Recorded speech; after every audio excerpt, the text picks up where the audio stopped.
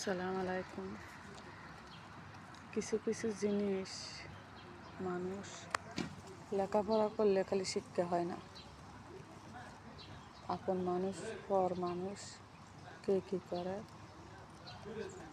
এগুলা দেখে দেখেও শিক্ষা করা যায়। শিক্ষার কোনো শেষ নেই, শিক্ষার কোনো বিকল্প নেই।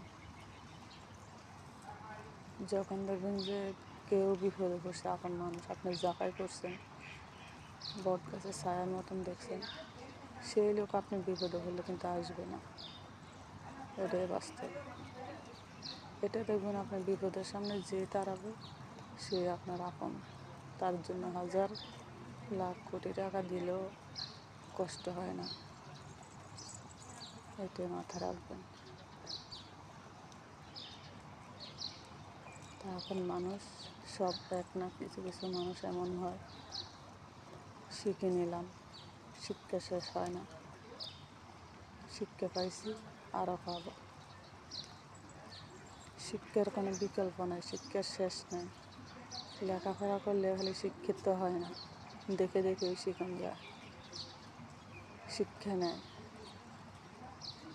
এই হলো কথা।